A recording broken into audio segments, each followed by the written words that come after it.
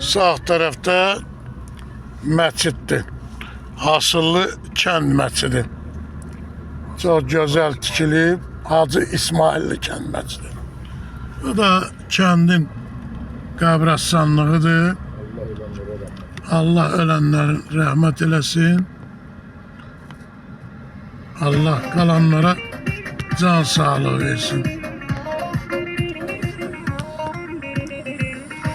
Uzaqdan görünən 2 mərtəbə isə kəndin məktəbidir.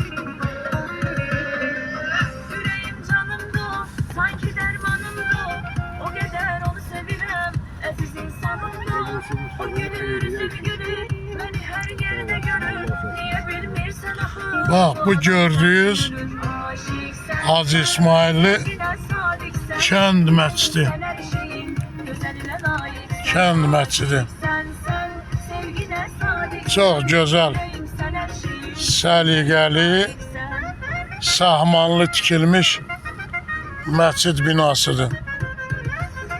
Bura əziyyət çəkib, zəhmət çəkib, tikib, hazırlayıb.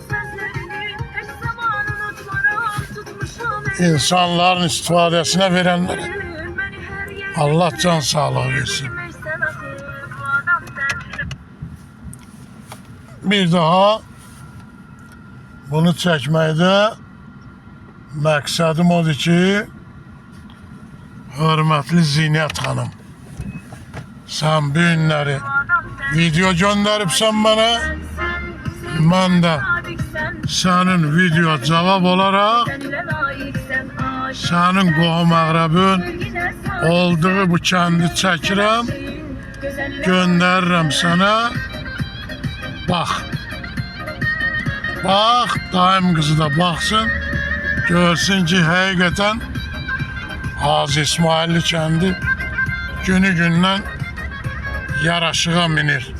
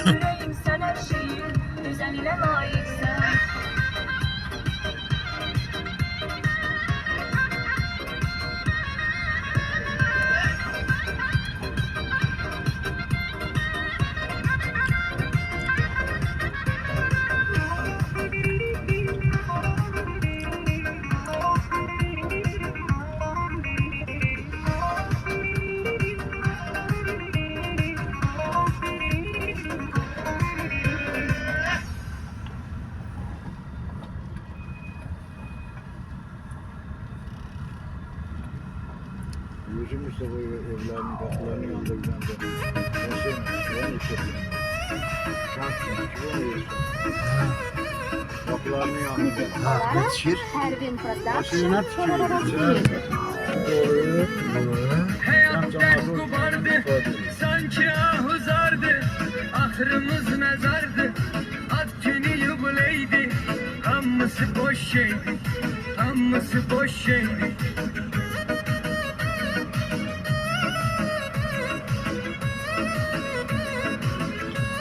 Bəli, hörmətli Zinət xanım, bax, uşaqlıq illərimiz bu həyətdə keçib. Avara hayat kurma, Bu həyət kanı doldurma, gözəl bir ev idi o dövrün. pivarak meydi, hamısı Ən gözəl evlərdən biri bu ev idi. Yadullah kişinin evi. Ceyran nənənin evi. İndi sahipsizdir.